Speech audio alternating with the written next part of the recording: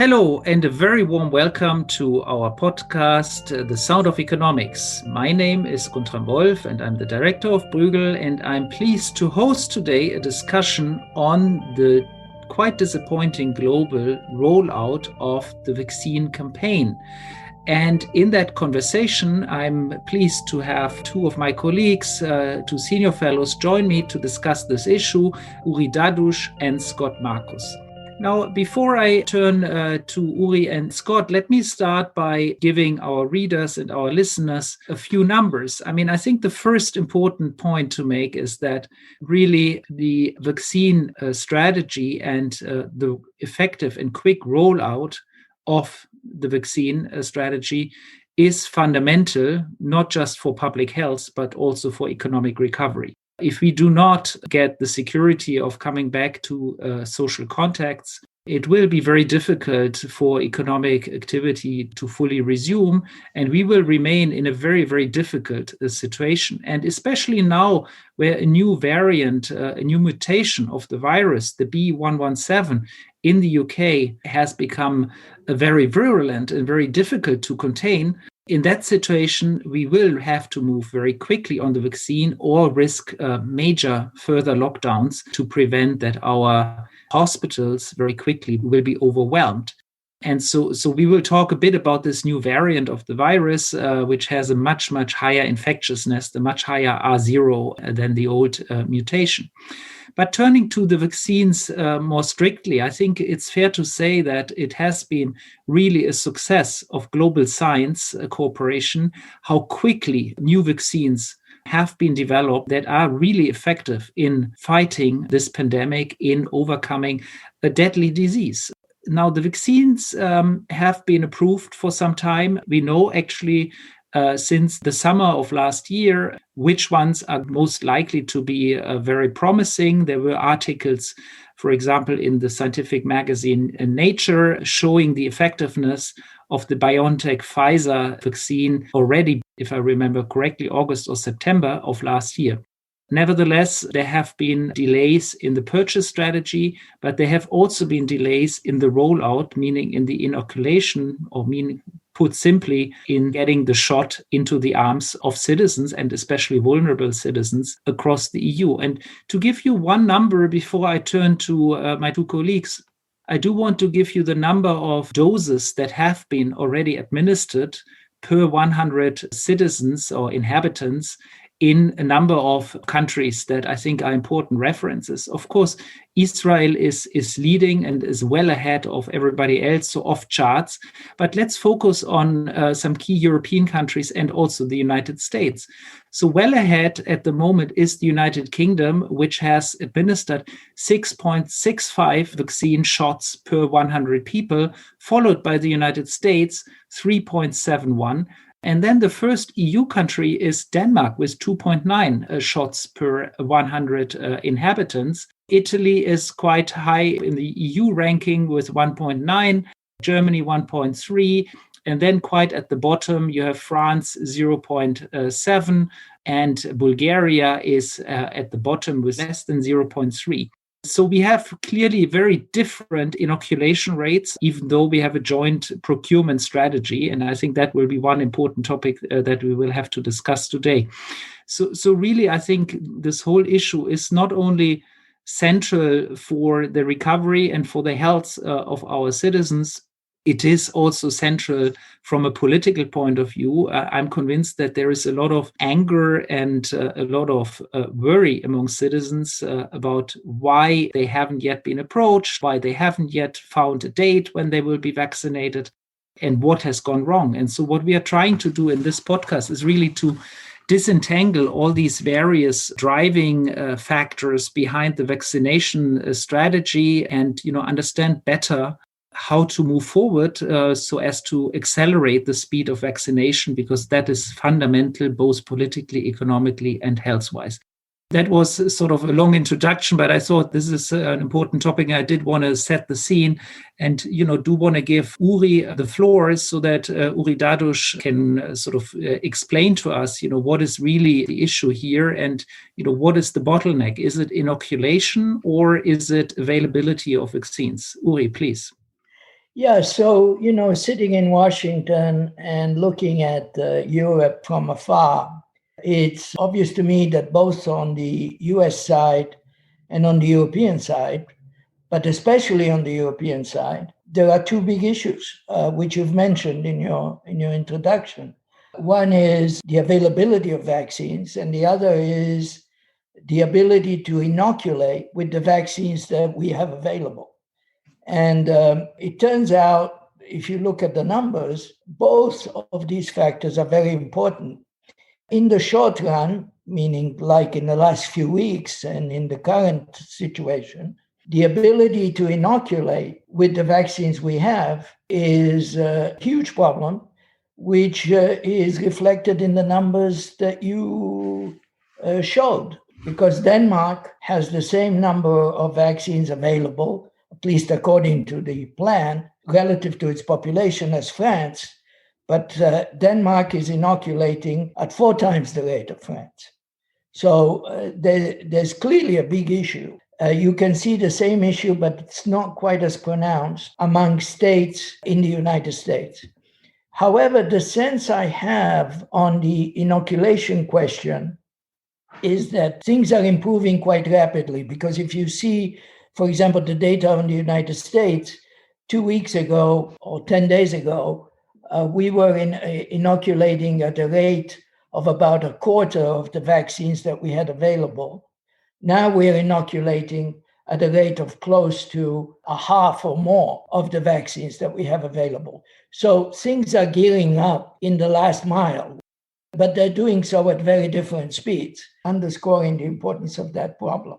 So, you could be optimistic and say, give it another week, 2 weeks, 3 weeks.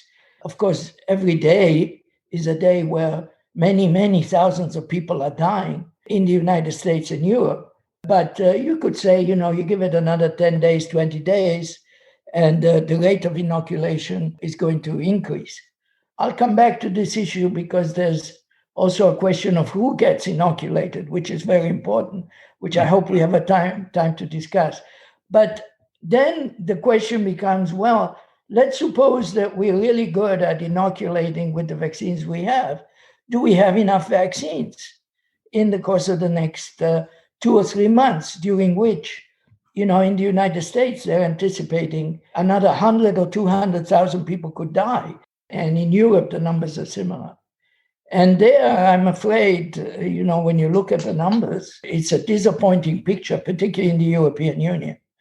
In the US, we'll probably have 1 million vaccines a day arriving, which is not enough to meet the president's target of 100 million vaccinations over the next 100 days, very simply because you need 2 doses of vaccine in order to inoculate people fully. So the US is also going to have a problem meeting its target, which is, by the way, not a particularly high target. If you compare it to the size of the population, you compare it with countries like Israel or the United Arab Emirates.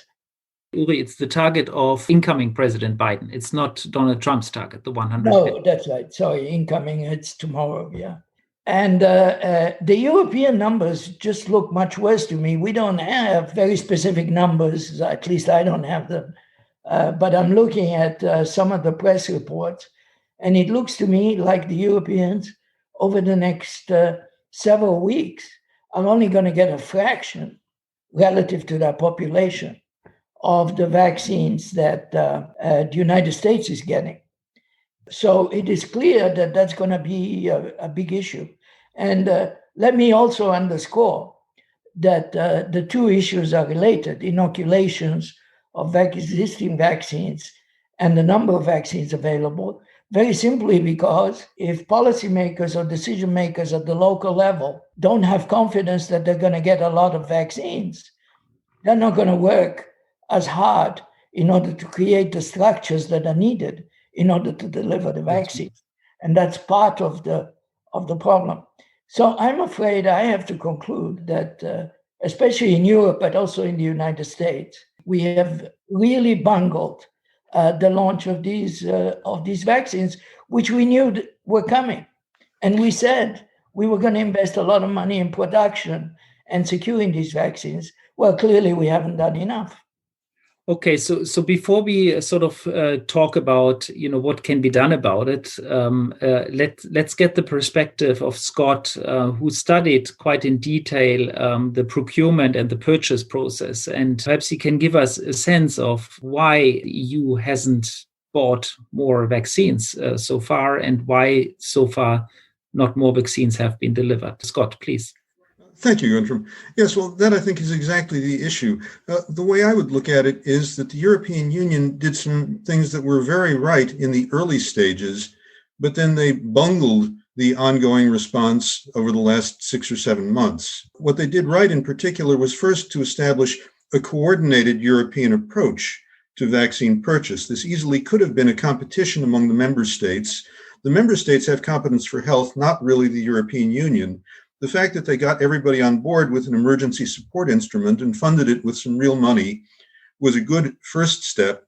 And the fact that they spread that over multiple potential vaccines was actually a good idea as well, to try to create an insurance policy to ensure that at least a few of the vaccines, or at least enough, at least one or two, would come through the entire approval process. So far, so good. We're actually very fortunate that we have at least 2 and arguably 3 vaccines that are now approved in Europe. AstraZeneca is coming with, however, lower effectiveness, according to current tests, than the other 2. But the BioNTech, Pfizer, and the Moderna vaccines look very good, very safe, 95% effective, couldn't ask for better. So we have good vaccines. That's the good news. The not so good news is what was done over the last 6-7 months. What clearly should have been planned for was a pivot at the point where it was known which vaccines were actually going to be available and approved first. And that apparently was overlooked in the planning. There was a fixed amount of money put into this support facility in Europe, as Guntram said, 2.7 billion. And what needed to be done was to purchase a lot of the good vaccines that were approved at the point where it became clear. Certainly by November, it was absolutely clear who the front runners were and what the quality was. That was the time when a pivot was needed. Some of the people I talked to say, oh, but they saved money. This is an absolutely preposterous argument. The cost of the vaccine is measured in single-digit billions. The cost of the pandemic is measured in trillions. The cost of the vaccine, in a relative sense, is a drop in the bucket, a rounding error. So this was a serious oversight. Unfortunately, we're going to have other pandemics in the future. It's clearly one that we should never repeat. But for now, what's needed, I think, is to throw some money at the problem and try to persuade the vaccine manufacturers that have capacity to produce more. And that poses some fundamental challenges. This is something that can't be done so easily overnight. Producing a vaccine is not easy. These are complicated vaccines. The 2 leading vaccines use a technology that hasn't been used before in vaccines for humans. So it poses some very fundamental challenges. Scott, first of all, I think very well taken your point. I mean, something went really wrong in the EU purchase strategy.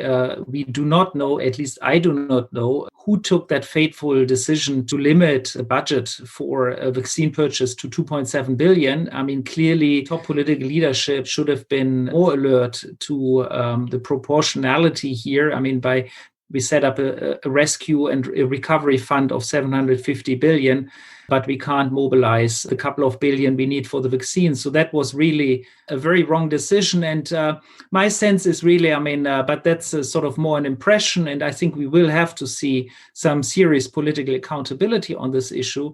But my sense from looking at the process over the last months, there was a certain sense of complacency also last summer that, the numbers were down, the COVID numbers were really down.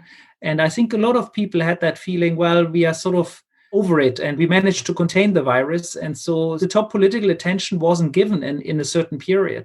I think really we need some serious political accountability and oversight over this point. But okay, this is the past. Let's think about what to do really to mobilize now as quickly as possible more production capacity. And there I just want to mention an interesting piece of work by a colleague, a researcher, an academic, Moritz Schularik, and his colleagues from the University of Bonn, who has highlighted that we really need to provide financial incentives for early and quick delivery because vaccine producers face the problem that as they produce now and ramp up their sort of supply capacities, they might not need those capacities after half a year when other vaccines that are cheaper and more competitive replace the more expensive and perhaps the current ones. So from a sort of corporate business logic, there is an issue here of how much do you invest in capacity and, how quickly do you ramp it up.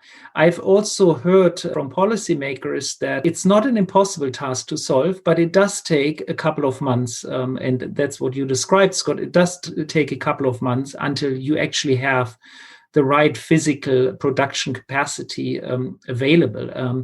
So now, Scott, when you're saying let's throw more money at the problem, I mean, I tend to agree, but I'm still wondering, is it perhaps even too late? And the money that you throw at the problem now, does it come at the expense of others receiving the vaccine, or can we actually increase the supply capacity because it's really a supply issue? Can we increase the supply at short term? Well, I think it's a good question. I think at the moment we don't really have much of an alternative to throwing money at the problem and encouraging the most capable producers to produce. In the case of the other vaccines that are coming online, the AstraZeneca and probably the Johnson & Johnson, trying to ensure that they can actually produce over this really critical period that we're entering over the next 6 months could also play a positive role. As far as taking capacity away from other countries, I think we can probably manage with contingent supply, with placing orders that are conditional on need, or perhaps with purchasing and then donating doses to third world countries. I think there are ways that this can be managed. I definitely think we should avoid taking vaccine off the market or driving up prices for other countries, particularly poorer countries. But I think that risk can be managed. What about industrial policy, really? I mean, so in a sense, what strikes me as quite visible here is that we have production capacity in other countries. I mean, Sanofi, for example, supposedly has some factories for their own future vaccines, but they haven't finished that yet. So isn't there a role for the state to sort of push Sanofi to produce now the BioNTech Pfizer vaccine here and sort of enter into sort of administered production processes? I mean, Uri, also, I would love to hear your view on this, but also Scott, of course. Uri, please. Yeah, so President Biden has issued a plan on vaccines, which is worth looking at. He did it 2 days ago. He sees it as, I would say, quite explicitly, sees it as the most important issue he has to deal with in the course of the next several months. And this is in a situation where the United States' starting point is better than that of the Europeans in terms of vaccine availability. And so one of the measures he's mentioned is using the Emergency War Act, or I don't remember the exact name, but it's basically legislation that enables him to use executive orders directly to companies in order to increase production of whatever material is needed. And he has said he's going to invoke that and he's going to use that. My expectation is that he will not actually use it, but it'll be, the stick that he has behind his back in order to get a lot of changes in the supply lines as might be needed. So yes, what Scott says, I think is absolutely the right course. The European Union and the US should ask themselves what more they can do with money.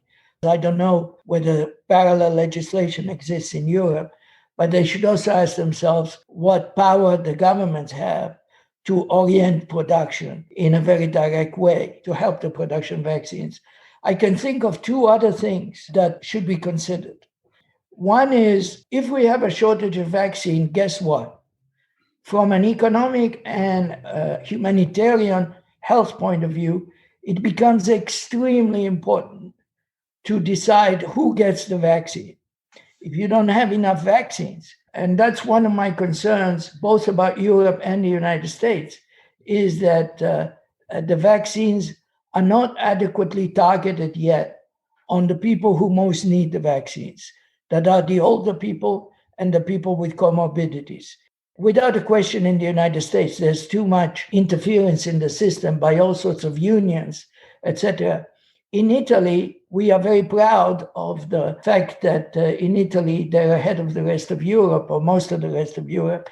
But the fact is, I think they've done 1.2 million vaccinations, But nobody over 80, or very few people over 80, have gotten the vaccines in Italy. In Italy, all the vaccines are going to healthcare workers. Now, I accept that there is a significant number of healthcare workers that are dealing directly with COVID, but a lot of healthcare workers are getting it who really have no more risk than the rest of the population. So it's very important from an economic and humanitarian point of view that in the course of the next 2 to 3 months, to avoid death, we target the vaccine to the people who really need it and not the most powerful.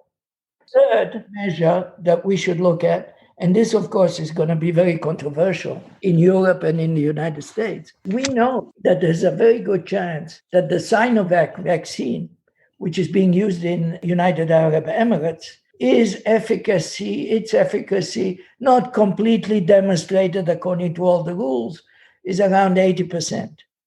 It looks like the Gamaleya vaccine in Russia also is above 90%. So I think the Europeans and the Americans, instead of closing their minds to the vaccines that are coming from the East, should ask themselves the question, well, could we actually, first of all, examine these vaccines?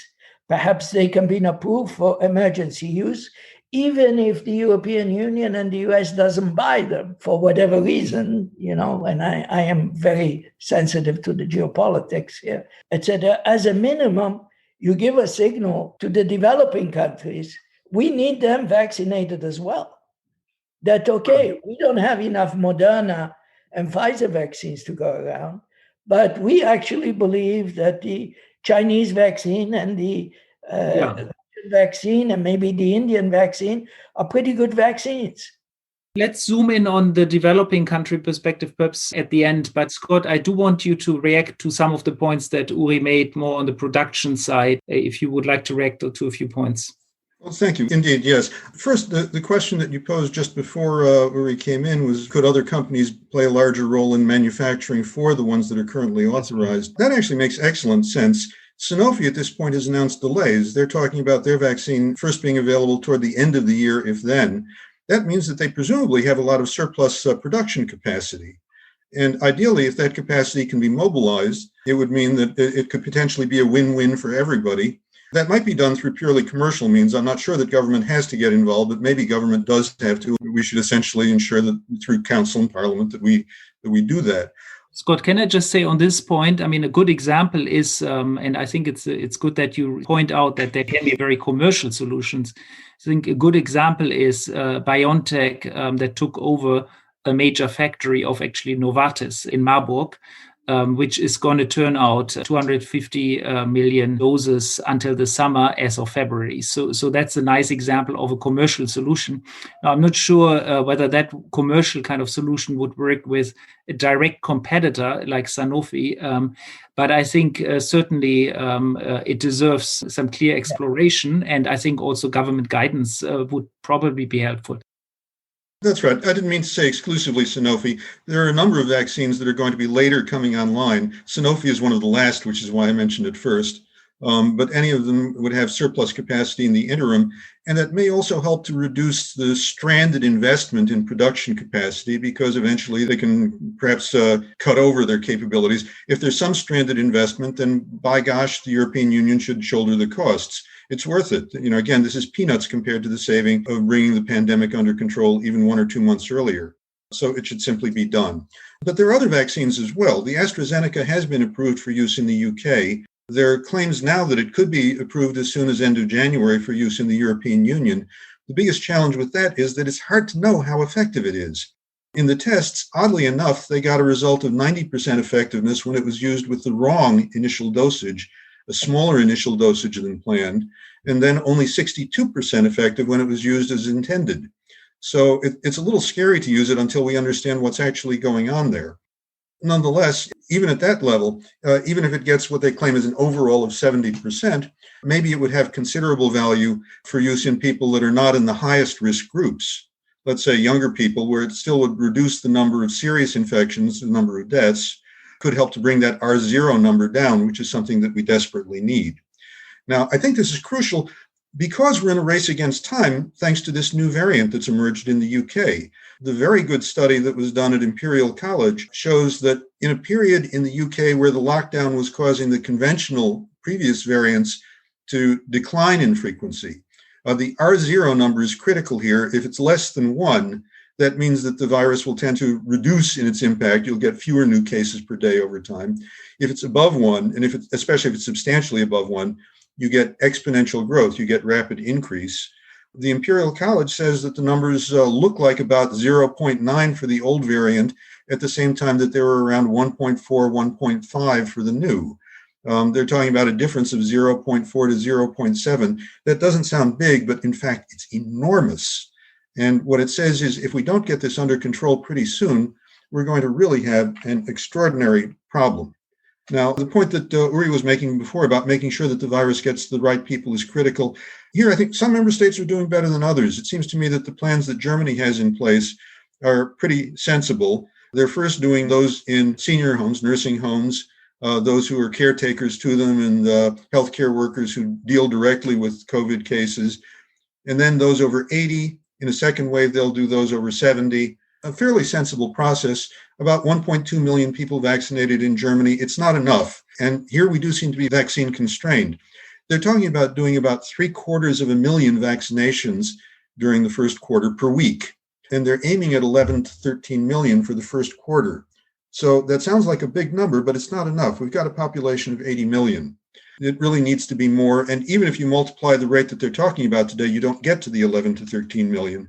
So clearly, we need more vaccine. We need more energy.